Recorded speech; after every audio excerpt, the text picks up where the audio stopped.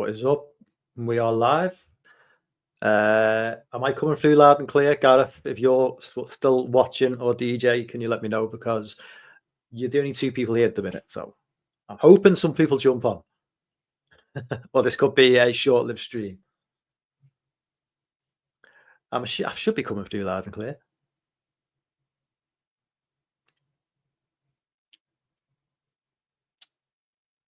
Loud. Oh, what's up, Swaggy? Nice to see somebody else on board. This was scheduled late. Oh, thank you. I sound scouse, yeah. Yeah, this was scheduled at the last minute, so I'm not quite sure how many people will jump on, but I just thought I've got a spare hour to kill before Gareth's video game stream at 9 o'clock, so I thought I'd jump on and maybe flick through a couple of old WWF magazines from the 90s. Something I like to do every now and again. Seems quite popular. But yeah, so how's everyone doing tonight? DJ, long time no see, man. I haven't seen you for ages, but nice to see you on board. Gareth, will you be playing anything other than Operation Wolf tonight? Because as much as I do love that game, I don't think I can stand 90 minutes of it. Hopefully there'll be some other first-person shooter goodness in there. Not too new, though. Don't want to see anything past 1999. All three games. But you've got to play something. You can't just... So, hang on. Operation Wolf, Operation Thunderbolt. What was the third game? I don't remember anything after that. Or was it an Operation Wolf 2?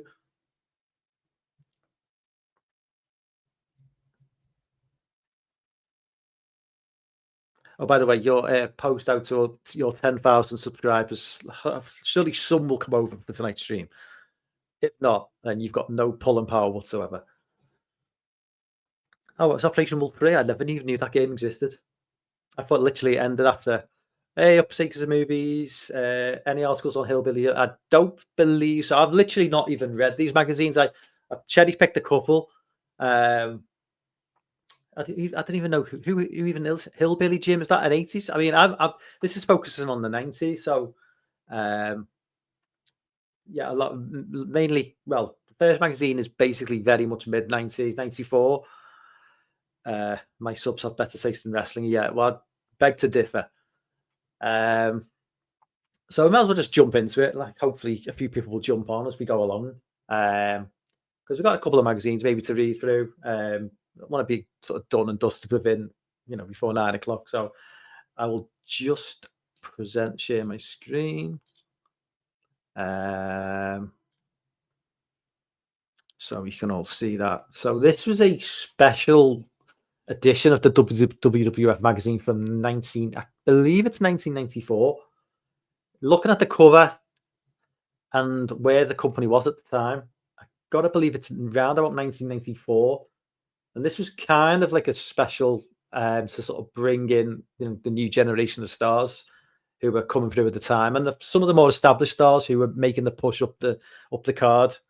Because 1993, we'd lost Hogan to, Hogan went to WCW in 94. Hey, what's up, John? What's up, man? Yeah, Hogan had gone to WCW in 94. So he left the company in 93, I believe. Warrior had gone to Parts Unknown, if you get the reference. He turned up in WCW a couple of years later. But they were kind of relying on a bunch of new stars to propel the business, because it was 90. Well, it went through a real dark time, sort of between 94 and 96. So this didn't really work. What they were going for at this time in 94 didn't really work, because it really struggled against WCW, especially when after the Hogan heel turn in 96. What's up, Dan? So this was just a special edition of the magazine to really push the new talent and some of the established guard.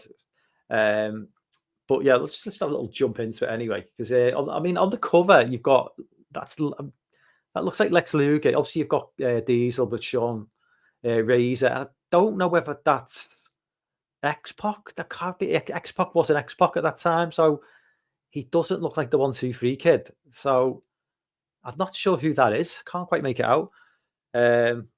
Yeah. I collected WWF magazine for a good few years, from like early 90s through to about 96, 97. So yeah, I can't quite work out who that guy is. If anyone's got any ideas, um, it's just forgot these old like sort of telephone lines. This is obviously the American version, not the British version. We can get you Shawn Michaels merchandise, Heartbreak Kid T-shirts, and those old school ordering forms. Um, yeah, and so we've got first introduction also to Diesel. I mean, Diesel came in I think he came out at the back end of '93. Came in as Shawn Michaels' bodyguard. Obviously he had come from WCW where he was Vinny Vegas, but obviously Vince loved the big guys. You know, Vince especially back in them days. Vince liked to get the big guys over. He wasn't a big fan of the smaller wrestlers unless it was somebody in the vein of Shawn Michaels who had a lot of power backstage. As anybody who's ever watched, cheap videos will know that Shawn was just as arrogant and cocky backstage as he was in the ring. But Diesel, came in obviously 7 foot tall. They loved to like reel off statistics like that. I think he was actually 6'11", but they were always going to round up to 7 foot.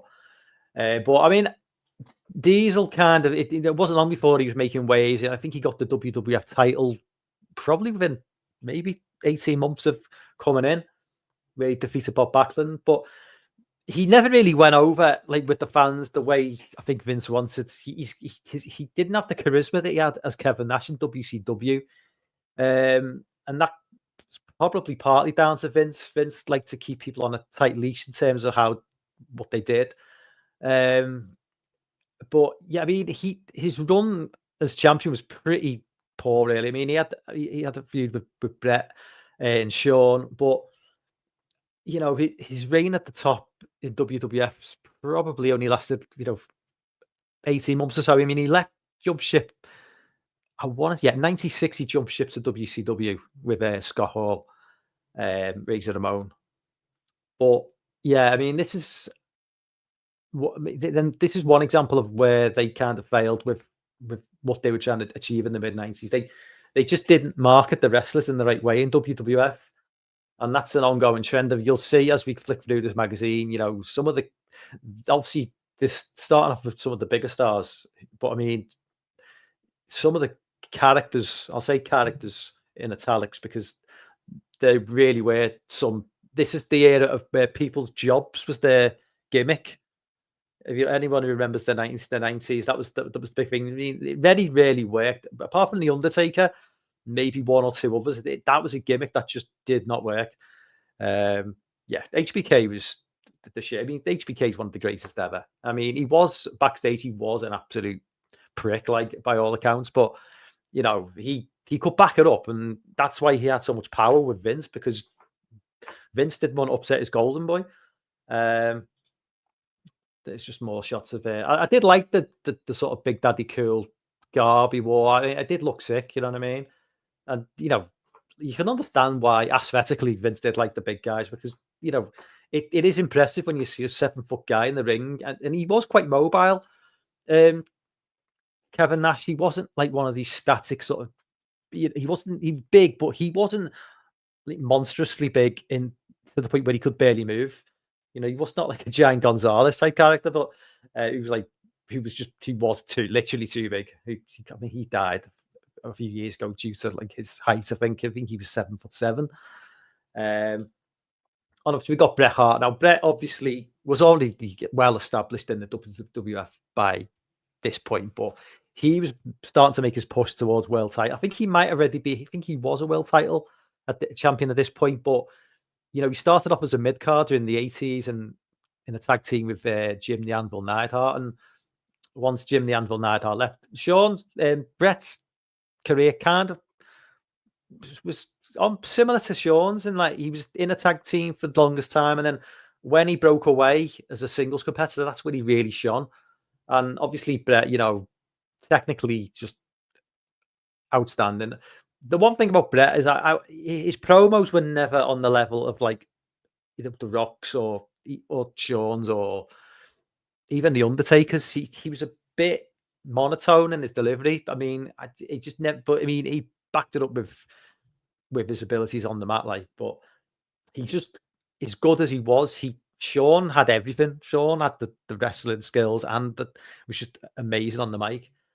Brett just didn't quite have that sort of like knack of getting on, really sort of like connecting with the crowd quite the way Sean did, either as a heel, well, either as a babyface or as his brief time as a heel. But yeah, I mean, Brett was just like he was class actor, and he really was, and he's proven it over the years. I mean, he does have a bit of a he does have his kind of like gripes with certain wrestlers, and it's understandable. Goldberg particularly. Obviously, Sean. There's not much needs to be said about Sean. I mean, he's opening pages at kind of like just the established stars and some of the bigger stars. Sean, at this point, yeah, he was the heavy. Yeah, at this point, he was the Intercontinental Champion. At this point, I think he got the world title. Was it '96 that Sean became world champion?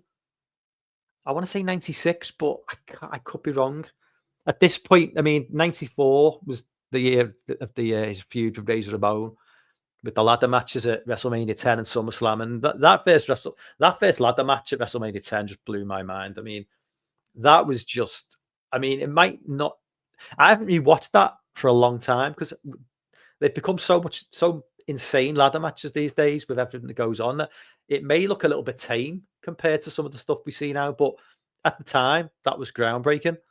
And obviously Razor took the win at WrestleMania 10, but by SummerSlam, I think Sean had become a babyface by SummerSlam, and Razor was kind of like more heelish.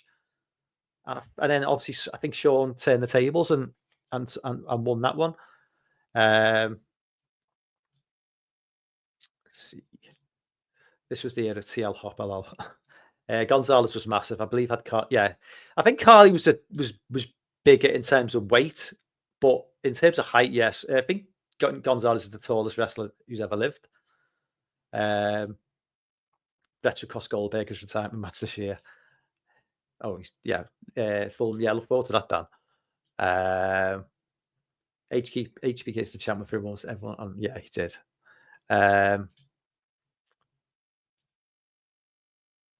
That's Sean. Trying to work out who Sean's fighting there. Can't quite work out that. That could be just some jobber, I guess.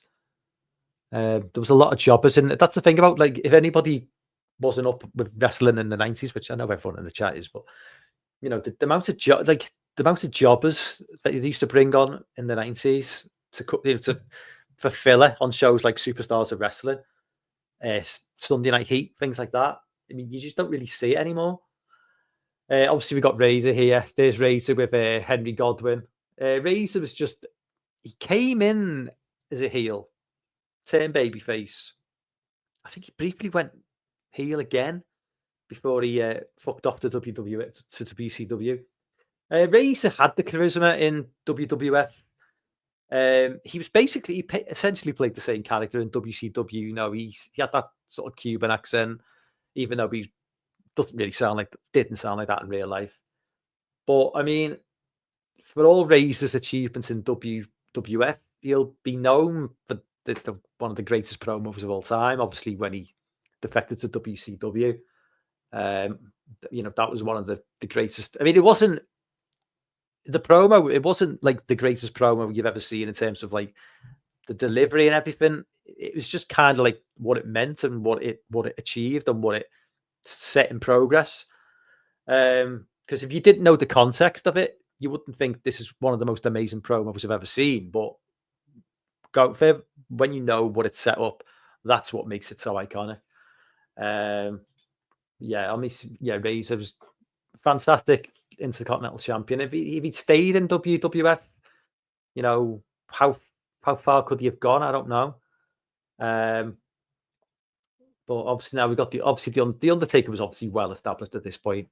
I never liked that the sort of bluish, purplish gloves gimmick though. That just didn't. I think he debuted them at. This was the year that I think it was it SummerSlam '94 when it was Undertaker versus Undertaker, or was that SummerSlam '95? That's when he debuted those gloves, wasn't it? because the fake Undertaker came in with the grey gloves that he always wore, and then the real Undertaker came in with these new gloves.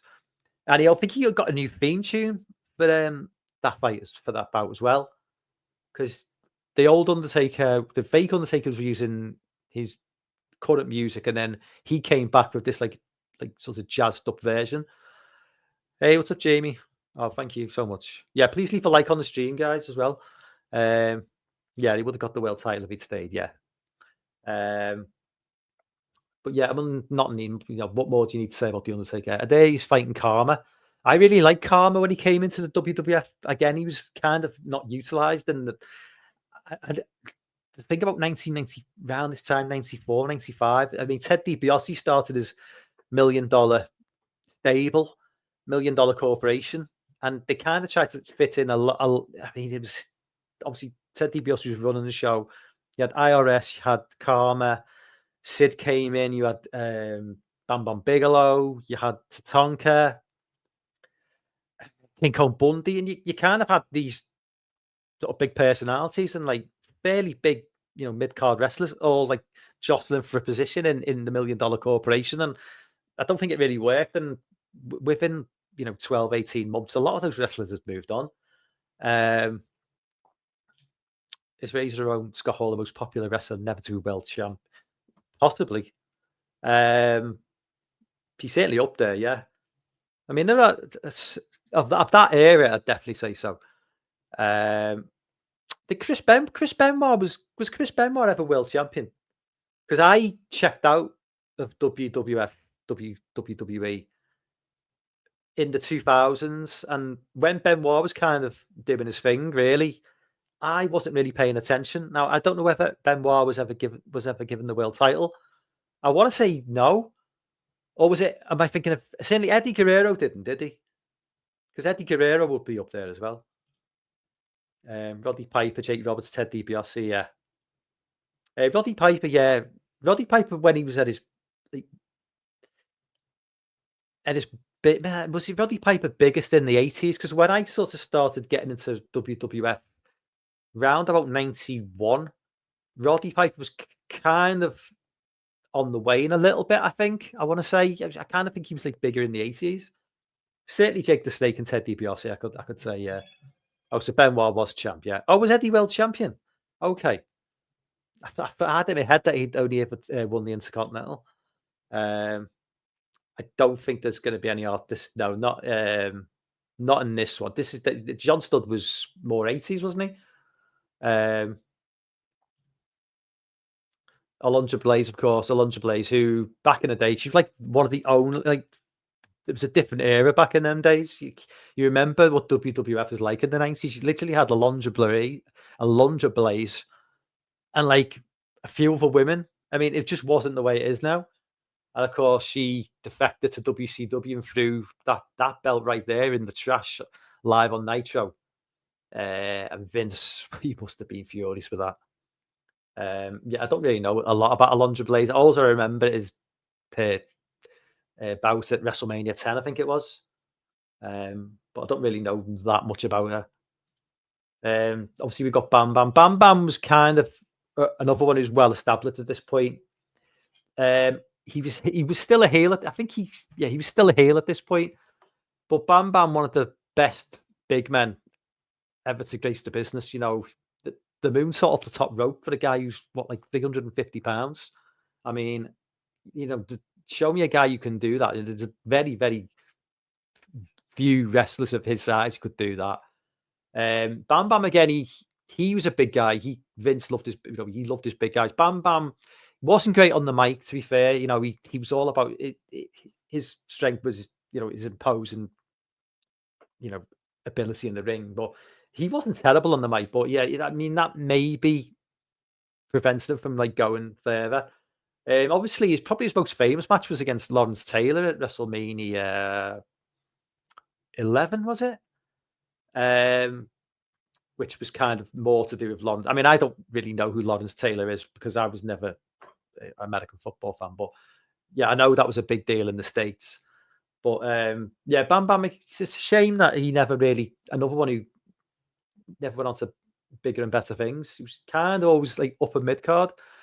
Um, but Fatu, I don't really remember much about Fatu, to be fair. I mean, he didn't stick around for long.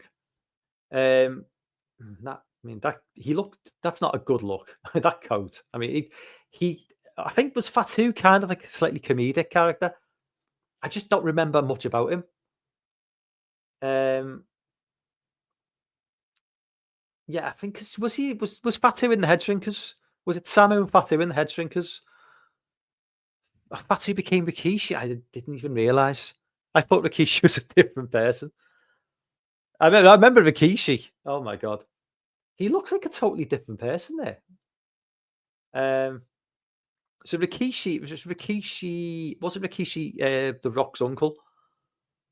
I get with these Samoan wrestlers, man. I can't. I just get um so lost amongst the they all have similar names. They all got a similar look, and yeah. But yeah, I think yeah, definitely as Rikishi's probably a better gimmick. Obviously, Owen. Yeah, I mean this was Owen's early days. I don't. Owen was it '93 that Owen broke into WWF? I don't remember him before then.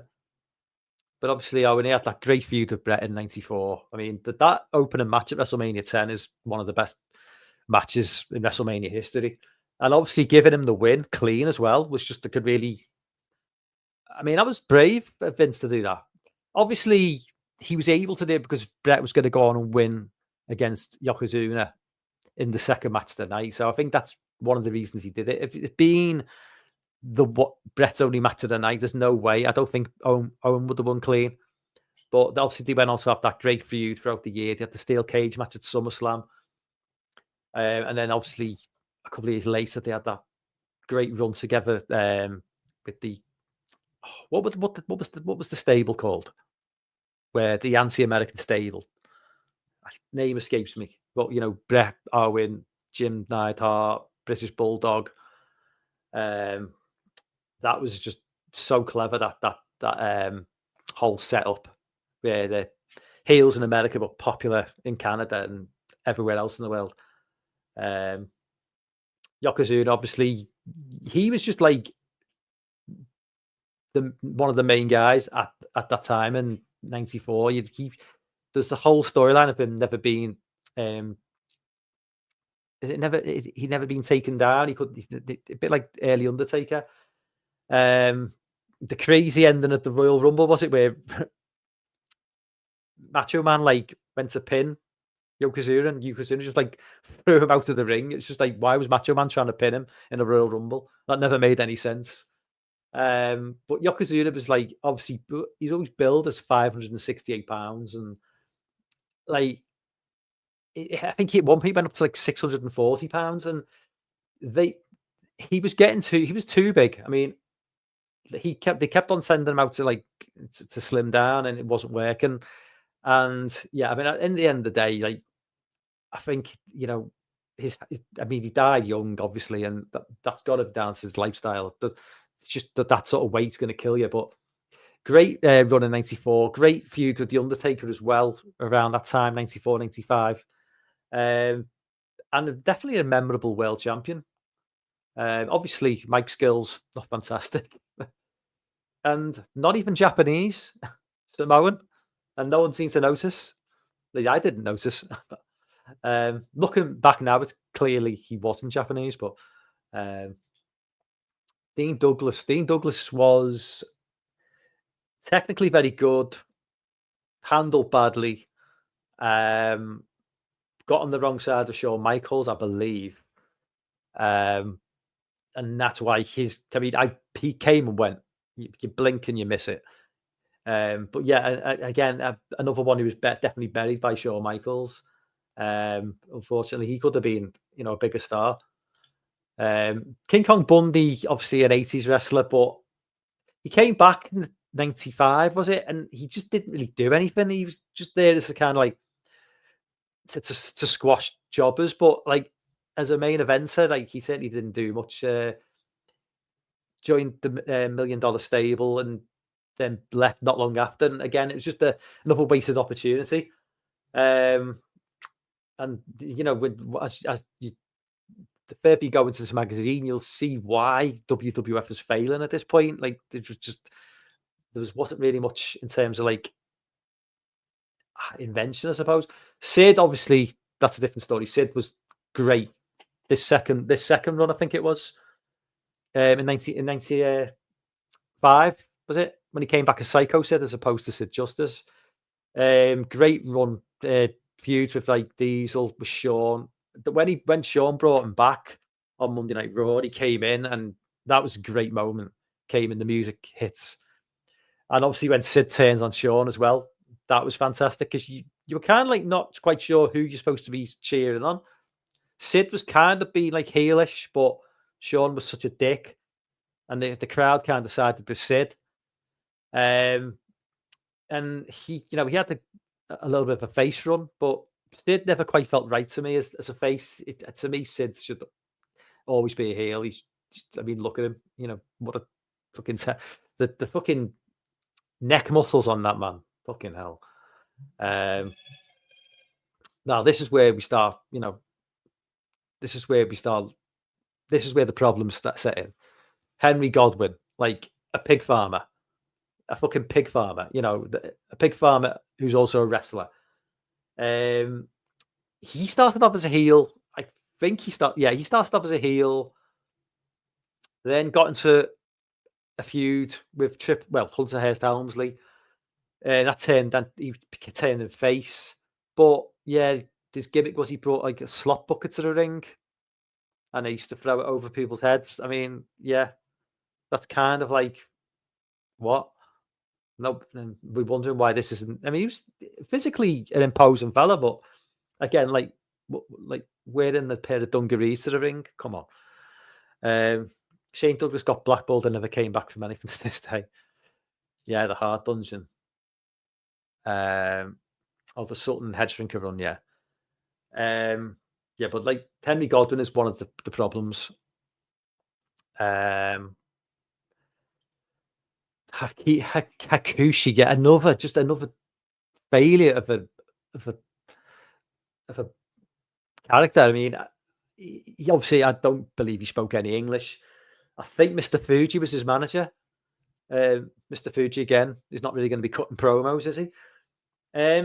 Technically good, but just boring. And he brought him in 95-ish. He squashed a few jobbers.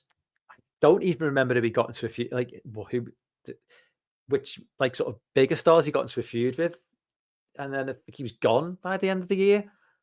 Yeah, and like I say, it's just totally unmemorable. Obviously, we got Triple H. The Hunter Hearst Helmsley gimmick obviously lasted about 12 months, and then he kind of got rid of that. And then as he started shifting towards DX, but I didn't mind the Hunter Hearst Helmsley gimmick. Actually, it was quite funny. But the worst thing they ever did to that gimmick was just to make him job to the Ultimate Warrior at WrestleMania. Now, was it WrestleMania 11 or was it WrestleMania 12 that he jobbed to the Warrior? That was just such a stupid move, and I kind of get where they were coming from.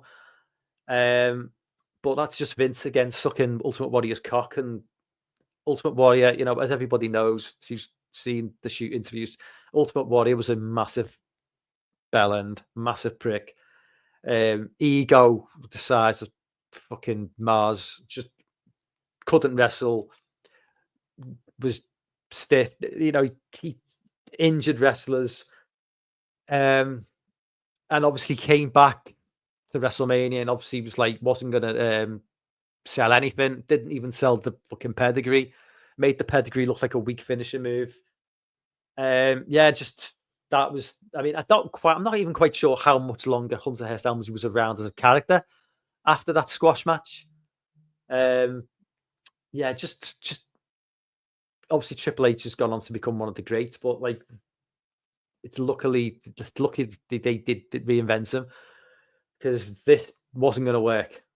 Bob Holly, Sparkplug Holly, Hardcore Holly. This is another Bob Holly. He came in as I always thought he came in as Theodore Sparky Plug or something, or was it maybe? But he's down as Bob Sparkplug Holly here. I did Firm and Sparky Plug he came in as originally, but um, Particle Holly's one of is a fucking legend, you know, in terms of in his wrestling career. But this was another like just awful gimmick, you know. Was he? He was a also. It says used the same quick reactions that enabled him to tear up the auto racing circuit. I mean, what?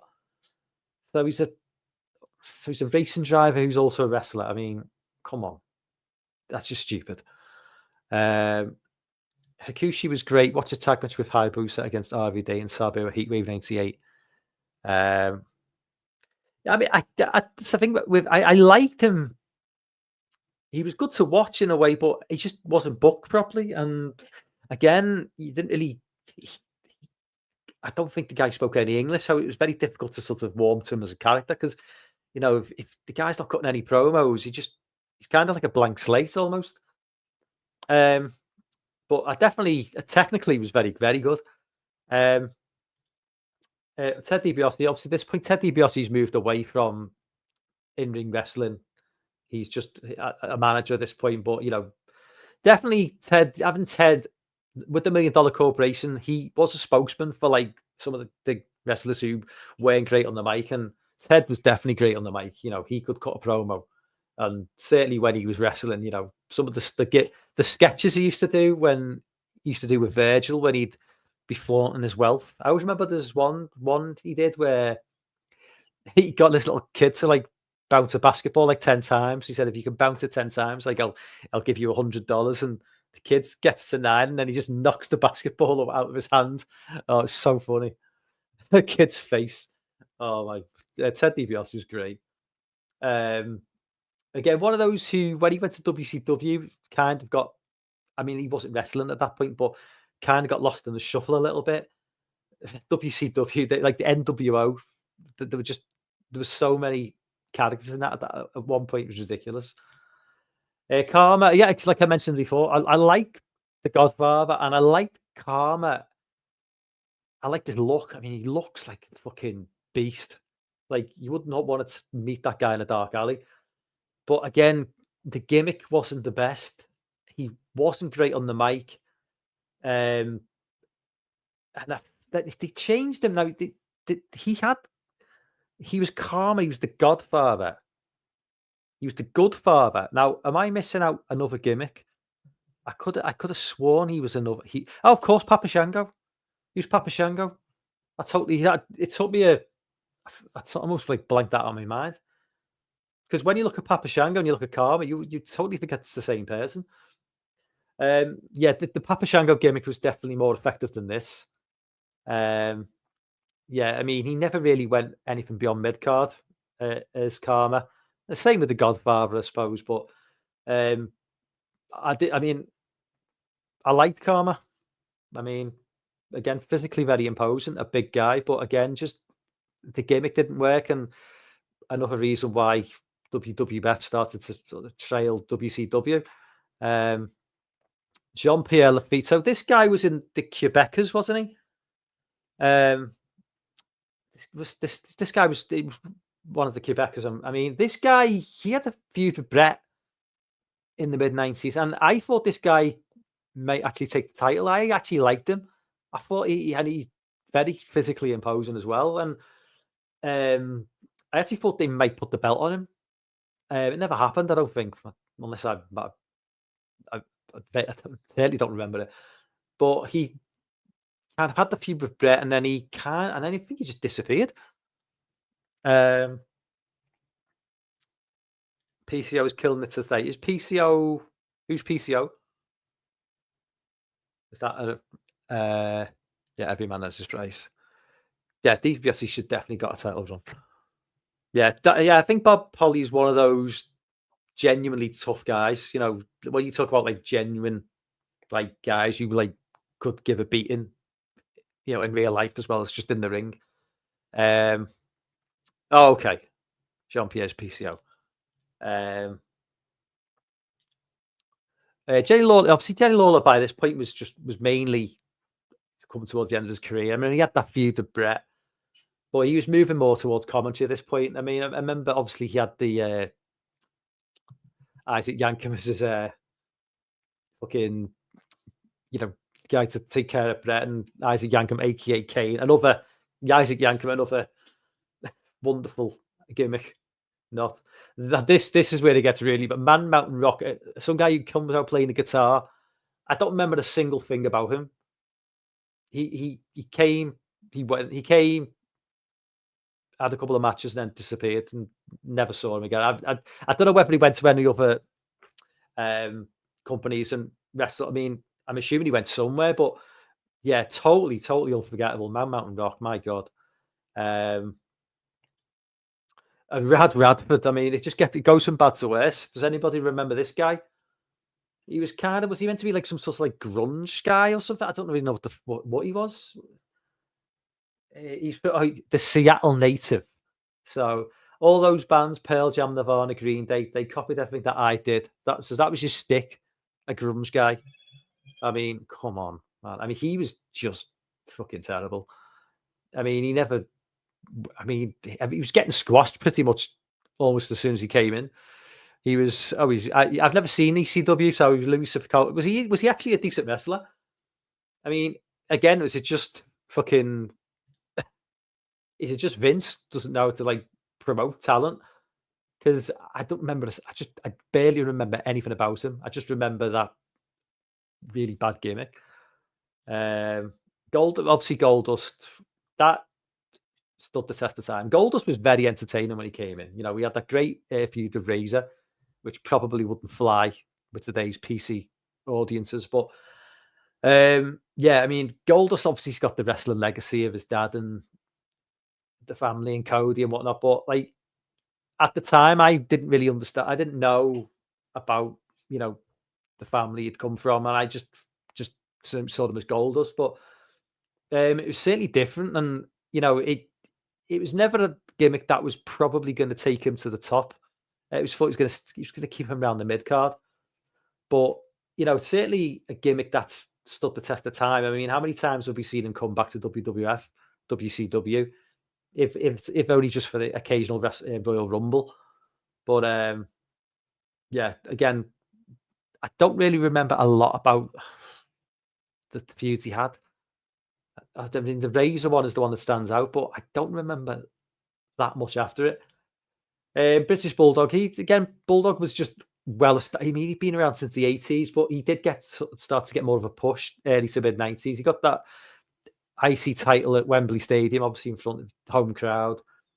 Davey Boy was definitely, imposing physically, technically good as well. Not to the levels of Brett and Owen, but he had the power, he had the technique. His mic work wasn't great. Like Davey Boy was not good on the mic. I mean, his accent is thick.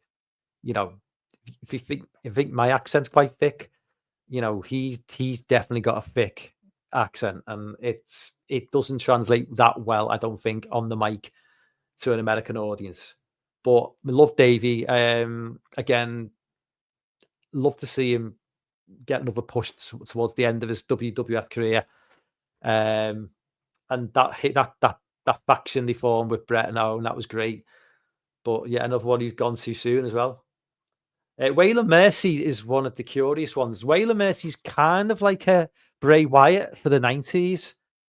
And I don't understand the backstory to this, because Dan or Swaggy, you might understand more. He came in, he wrestled a few times, and then he kind of said he'd leave on camera. He said he was leaving if he'd. I kind of like to. He said he was leaving if he didn't win a match, or he was going to leave. He just said I'm leaving at the end of a match, and he did leave. And it seems to be a bit strange that, like, almost like breaking kayfabe almost at that time. I didn't really understand it. So if anyone knows the backstory to Waylon Mercy, I just remember him coming in, and again, very much based on Robert De Niro and Cape Fear, but also a bit Bray Wyattish as well. But yeah, I like Waylon Mercy. I just don't understand what happened. Something happened backstage, maybe for him to leave so soon. I don't know. Obviously, we've got Isaac Yankem, Kane looking very young there. Um, obviously, this is another like gimmick, which was just like ridiculous.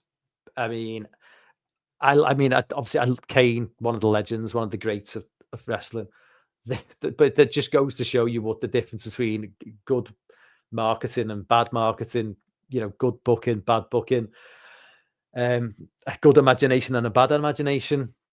This was never going to last. He came in and for the feud with Brett for like the 95, I think it was, and he was gone like not long after. And then obviously they brought him back in 97, I think it was, as Kane, and he never looked back.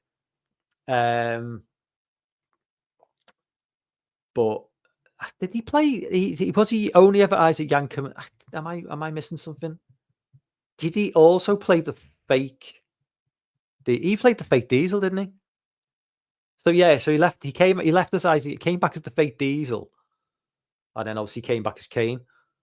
That fake Diesel and fake Razor Ramon. That was just what was that? It was just crazy. And they were trying to make, and then like that sort of like brief idea to make Jim Ross a heel. It was just crazy. It just didn't make any sense. So sorry, go back to the comments.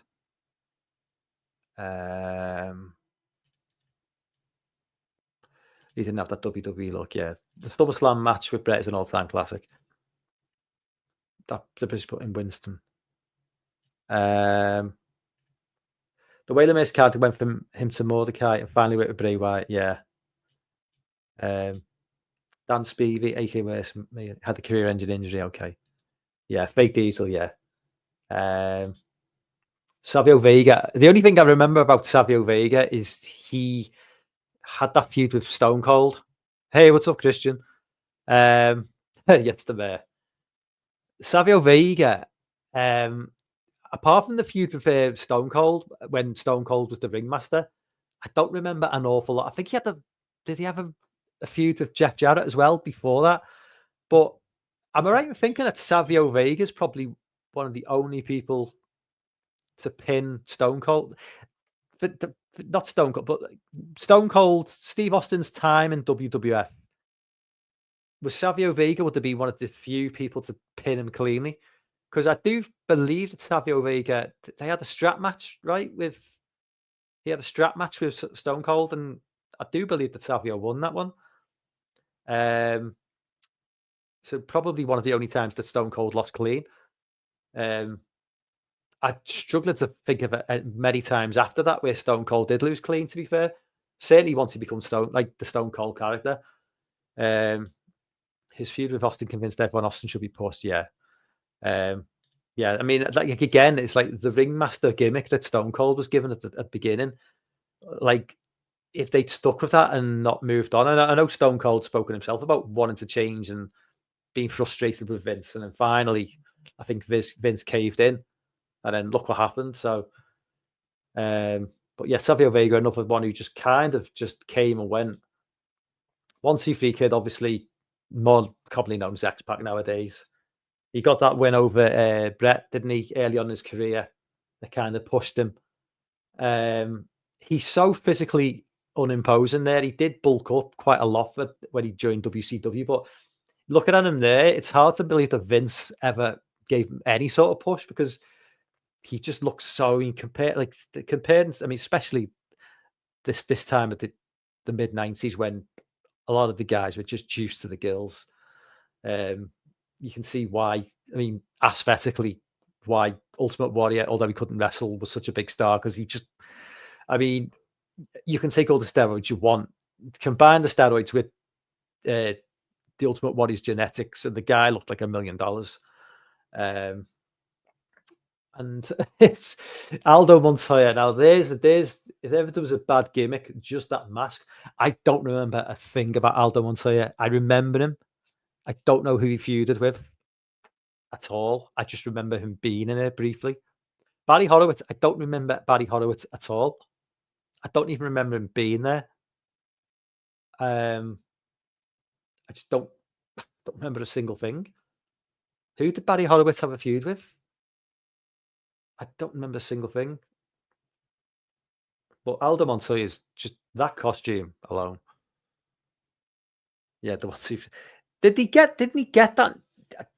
I can't remember. Did he come into WWF without an actual name as such, or just like another name? And then when he pinned Brett, did he get that? Sorry, not Brett. Razor. When he pinned Razor, is that when he got the 1, 2, 3 name? I can't remember. Oh, I remember Just Incredible. Yeah, yeah.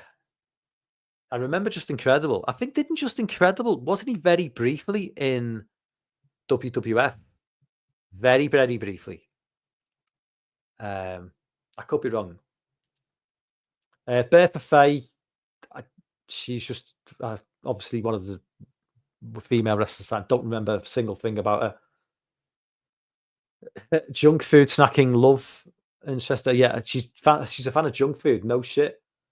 The love interest of Harvey Whipple. Fucking hell.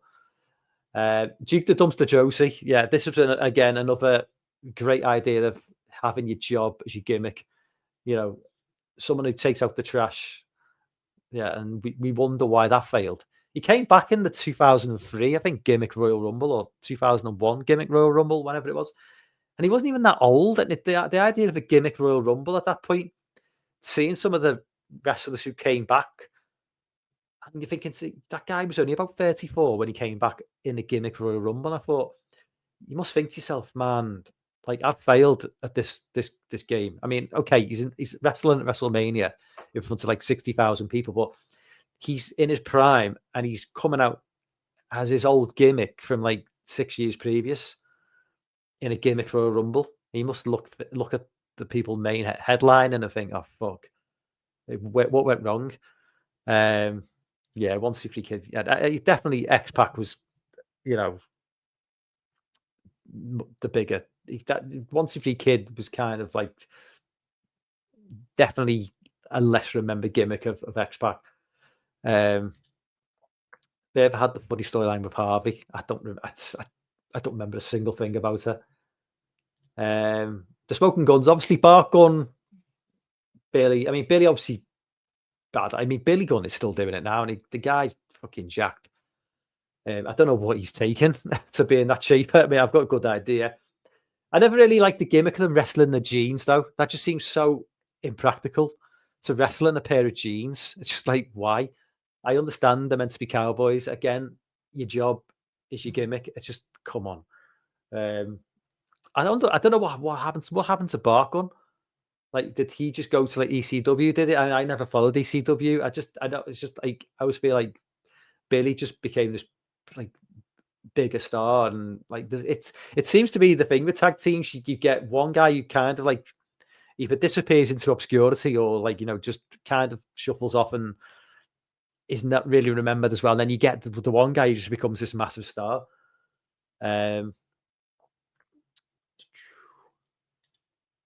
Obviously, the Allied powers, which we've got the British Bulldog again. You've got Lex. Lex, how old was Lex here? He was probably only about 30. He looks so fucking old. I mean, I don't know if that was the steroids, like they aged him prematurely. The haircut didn't help because that's a terrible haircut. But like Lex just looks so old. I mean, insane body, gotta say. Like Vince obviously wanted to push Lex to the fucking moon and back. But I mean, it was Lex just didn't have the charisma of Hulk, and I know that he wants to make Lex basically the new Hulk Hogan, but yeah, Lex he just didn't have the charisma of Hulk, and his mic skills weren't the best. Obviously, they had him slamming Yokozuna on the HMS, whatever it was called. But I mean, it's good to see Lex now. I mean, he's making it. I won't say he's not making a comeback, but he's been wheelchair bound recently, and I think he's started walking again, which is good to see. But yeah, I don't really remember a lot about the Allied Powers. It was a very brief tag team, but yeah, and a bit of a silly gimmick. But Doink and Dink. Now, Yeah, Doink. I actually didn't mind Doink as the evil clown. I thought it was quite creepy, especially the music. But when he got that face turn, it just kind of lost all momentum. I just didn't like him after that. But again, a clown. I mean, I like clowns. They're creepy, but as a gimmick, it's a very short-lived gimmick. And once he brought Dink into the equation, so was Dink like Hornswoggle or anybody like that? Was he?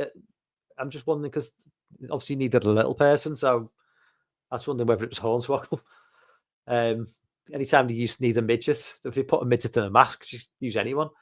Um, Smoking Guns were underrated. Bart won the for all. What's the Dark Side of the Ring on that? Yeah, the Lex Express. Oh, that's what it was called. Um, MON. Like Mabel, my God, Mabel seriously fucking did some serious damage to people. Remember, he dropped on Diesel once and nearly broke Kevin Nash's back. The guy was fucking huge, but wasn't a great wrestler. When you've got someone that size in a ring who doesn't know how to wrestle properly, they could do some serious damage. I don't really remember. I mean, he as a tag team again. Um, Mo, I think he's Mo, isn't he? Or was Mo the manager and he was Oscar? I can't remember, but yeah, he fucked off, and Mabel like went on to become Viscera. And Big Dad was it Big V? Um, and he had some like mid card success, but again, and I think he had a feud with Diesel as well. Obviously, he actually had a wrestle for the title against Diesel, but again, just yeah, I mean, the look isn't great. Um, and again, this is one of the reasons that WWF was failing at this time. Oh, now we get to so we've got Doc Hendricks, who I had no idea he was at this point. I had no idea he was a former wrestler, one of the fabulous Freebirds. I like Doc. Obviously, Doc's probably most famous now for interviewing Stone Cold during the 316 speech. Todd Pettengill. I always remember Todd Pettengill from. We used to have a channel on a Saturday morning called Sky. We had a channel called Sky One. It used to show all the wrestling and Superstars of Wrestling. Used to air on a Saturday morning. It was Todd Pettengill and a girl called Stephanie Wyand, I think her name was. And he's just like this goofy sort of character who, I mean, I don't know where he went. He was around for a year or two, but he never he never really moved up in terms of like commentary and stuff. He was just kind of like that goofy presenter guy. Body Don off Sonny, of course. Chris Candido. Yeah, Sonny is like one of the like original kind of divas, I guess. I mean, hot as hell. So she was with Chris Candido, right? And then she met Sean, and then Sean was banging her left, right, and center, like letting Chris Candido know he was banging her, and Chris Candido couldn't do a thing because Chris Candido obviously wanted to keep his job, couldn't upset Sean, didn't want to upset Vince. But Sonny was just, yeah, I think she was screwing everything at the time, wasn't she? It wasn't just Sean, wasn't she getting into a few of the other wrestlers? But Sonny was hot as hell, man. I mean, look at that. And then didn't she do some hardcore porn years later? And isn't she in jail now? Oh yeah, she's in jail for the next 17 years. Oh, Dink. No, Dink wasn't Hornswoggle, okay. Yeah, but she did, yeah, she was a hoe.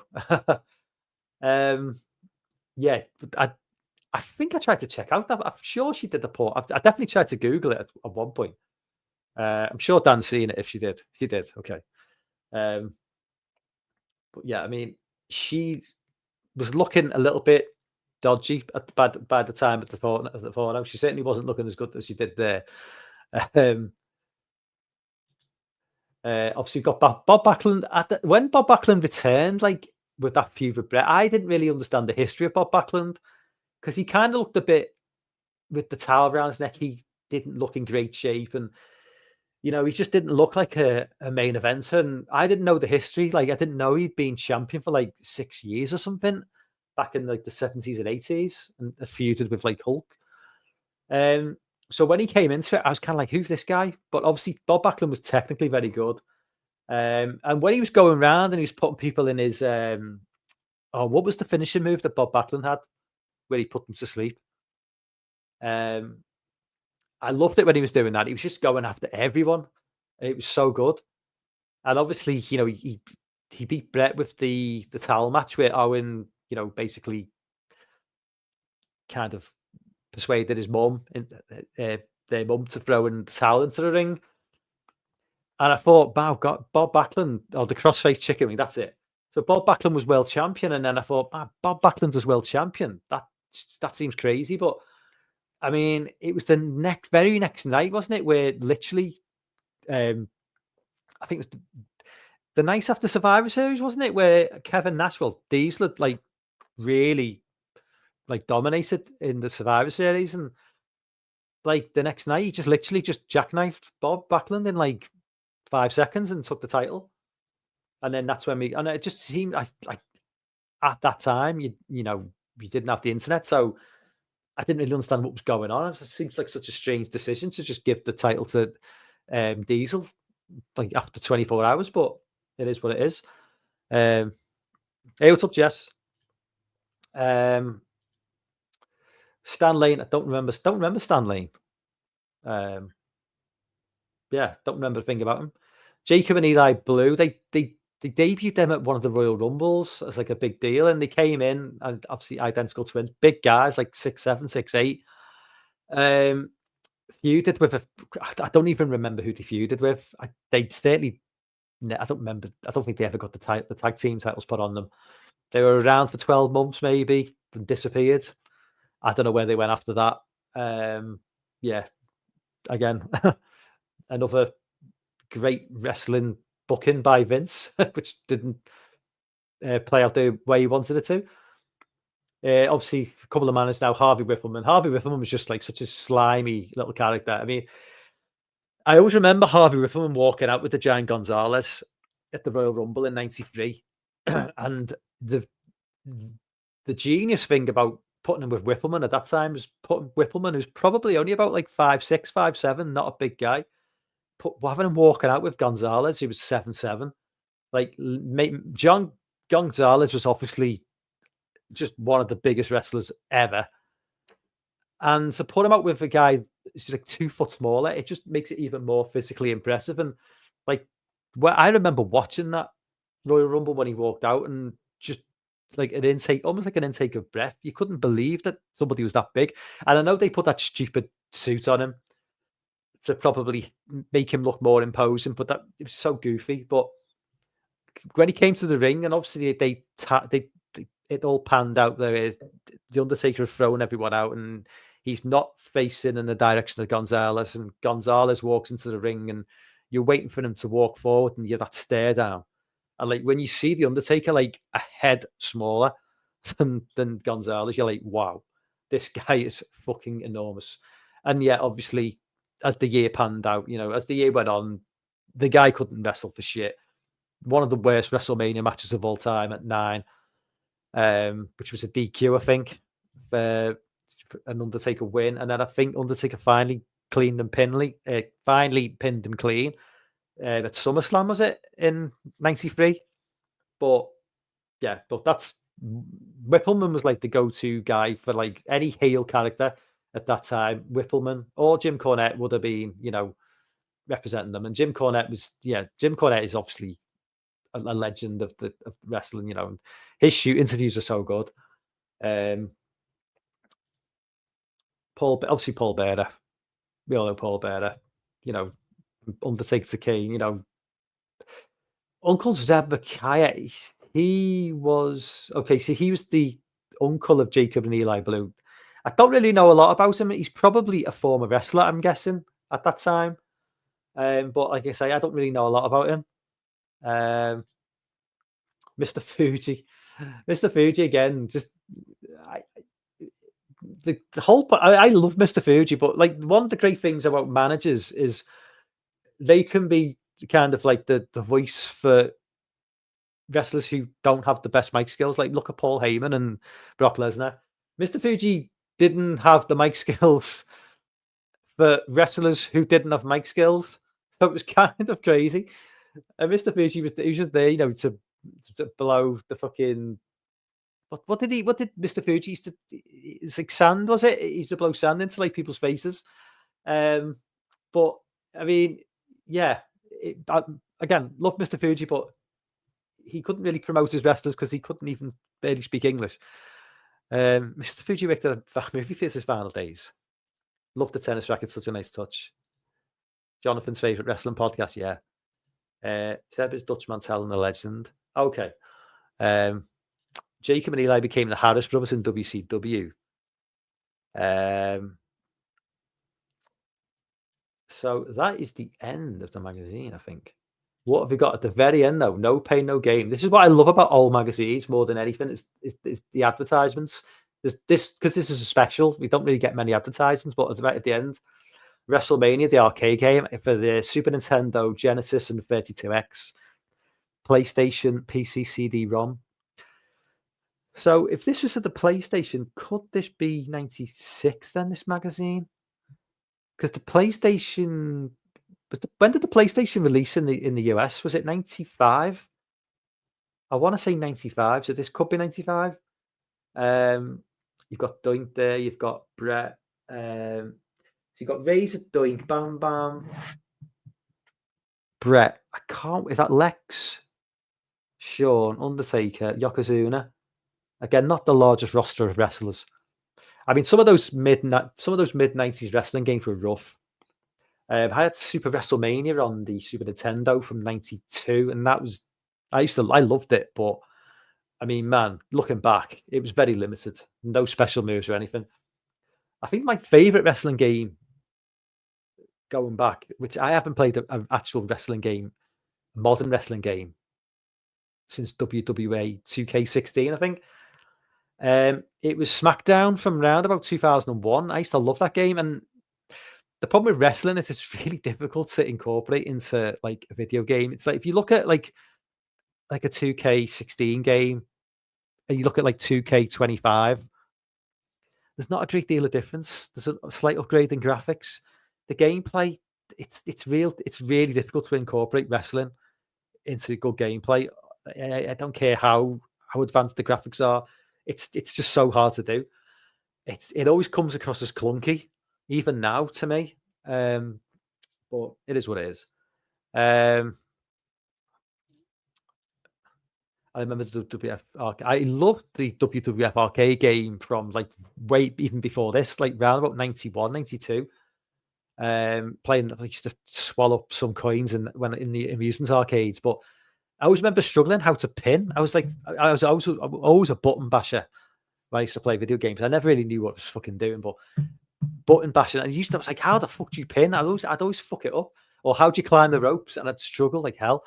But yeah, great memories of that. Probably the very first WWF arcade game there ever was. WCW versus NWO World Tour at N64 was probably the one I played the most. I loved it back in the days, and I wasn't even into wrestling. Yeah, I've seen that game mentioned in like top 10 wrestling game countdowns. But yeah, as I say, it is difficult to make a great wrestling. I don't really think there is a definitive wrestling game. There may be a best wrestling game, but as a definitive, I wouldn't say so. I just think they haven't quite got there yet. I don't think they're quite there in terms of being able to like utilize the technology to make a definitive wrestling game. It's never gonna come across like you see it like on screen, watching like a live event. Or well, I was going to read a couple of magazines, but it's taken me a lot longer to read that than I thought it would. So I think I will leave it for now, and I'll probably come back and go through maybe another couple another time, and maybe look at something, maybe a few old horror magazines as well, which I'll be doing next week on Video Tasties channel, but I'll also be dual streaming it to my channel. So everyone who jumped on tonight, thank you very much. A nice little trip down memory lane to the bad old mid 1990s. Reason free, Dan, I'd love to, mate, but I'm up at 5:30 a.m. It's unfortunate. That's why I don't appear on Piz's Patreon streams anymore, because I can't do it. I'm changing shifts in work to 6 o'clock starts. So I just had to watch it all and catch up. So thanks for the offer, man. I'll definitely watch. I'll rewatch tomorrow though. So everyone who jumped on, thank you very much. Please, if you not hit the like button, please hit the like button. And I will see you guys. Well, everyone in the chat. I talk to you. I talk to you every day anyway. So I'll see you on Twitter. Good night.